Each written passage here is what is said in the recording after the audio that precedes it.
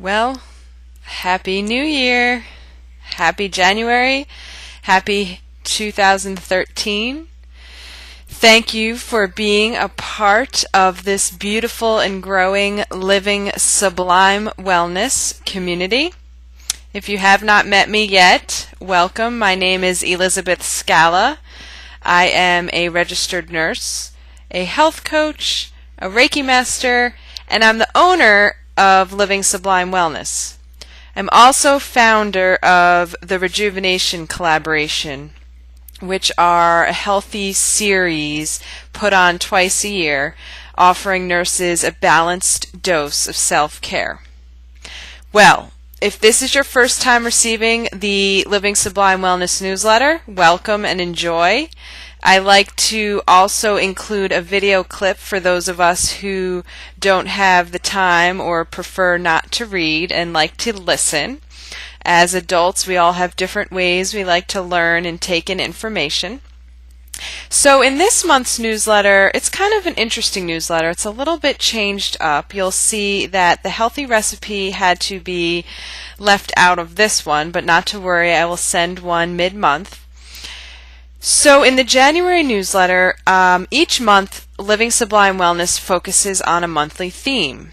We've gone through themes like awareness, passion and purpose for career, healthy body and physical movement, and now in January we're focusing on one of my absolute favorite topics, creating time for ourselves. So all of the articles, all of the posts on the blog, all of the workshops and webinars and calls will be focused around that topic of time.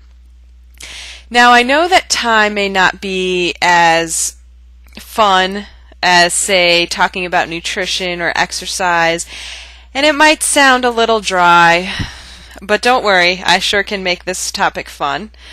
The reason I choose time, and the reason I chose time, again, as we did it last year at the beginning of the year, is I just recently completed, and actually I still receive more and more responses, a survey from nurses asking about their self-care, asking about the challenges, asking about what they'd like to see.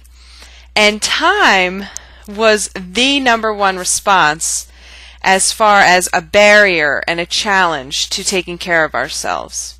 So having enough time, making time for ourselves, balancing all of the different responsibilities and commitments, and just losing or feeling the sense of I don't have time for me. So all month in January we'll be speaking and talking to that. Another big part of this month's newsletter I'd like to share with you about is I'm actually going to be a guest on quite a few radio programs this upcoming year. I have about 4 to 5 already scheduled.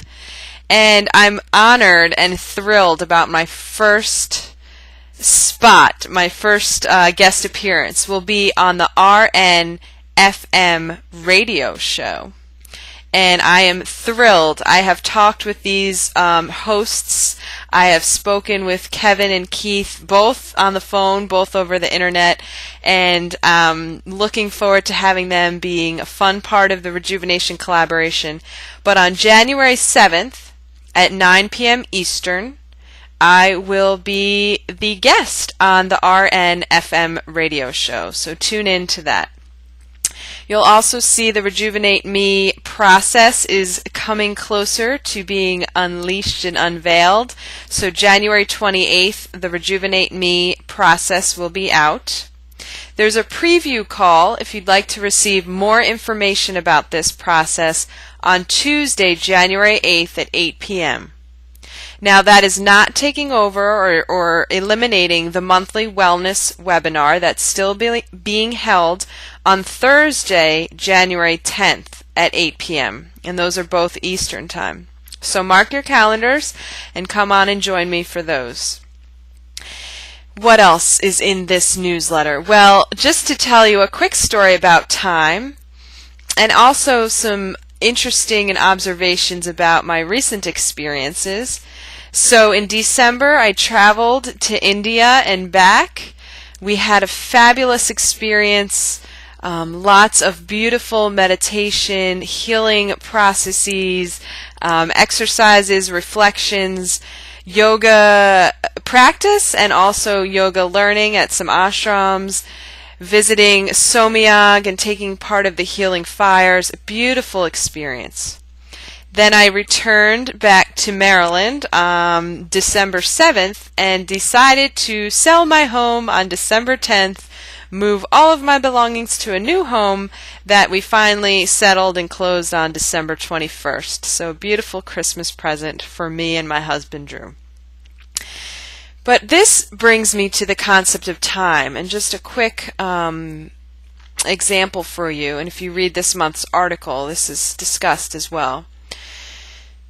You know, moving was interesting. I used to live about less than 2 miles from my job at Hopkins, and I had the pleasure of biking to work and taking a shuttle. You know, I could even walk to work if I had wanted. So I didn't have to get up in the morning quite as early as other people. Now I live about 34 miles from the hospital, and with some of the highway traffic and the different, you know, rush hour commuting things, sometimes it takes about 40 minutes, sometimes it takes 50. So, you know, getting up a little bit earlier. And to get to work at the same time, I've noticed I have to get up around 5:30 in the morning. I don't like getting up before dark, so this is a struggle. So, and why do you might ask, why so early if you don't have to be there till 8:30? Well, I like to do a morning meditation practice every day. I take my dogs on a long walk, brisk exercise walk for them before, you know, they're cooped up all day. I like to make my smoothie, my green smoothie, and my healthy salad and my breakfast, and I like to enjoy it and relax and sit, now looking out at the woods in my new house. So those are some healthy routines that take up a little bit of time in the morning. Now, what I could have done is said, well, I'm just going to get up, rush through things, throw something in the car, eat on the way to work, cut out the meditation, just take the dogs out to a tree and not really walk them, and just rush around and, you know, not get up at 5:30 in the morning. Or I could choose to keep my routine, keep the healthy patterns and habits that I have set in place, keep those as they are, and get up a little bit earlier. So, what do you think I did? Well, being that my health, my well-being, the way I feel in my body, in my mind, in my heart and spirit, the way I feel every day, my energy level, my stress levels, how I sleep at night, how strong I feel, my stamina, these things are important to me. And I know how it feels to feel unhealthy, and I know how it feels to feel good.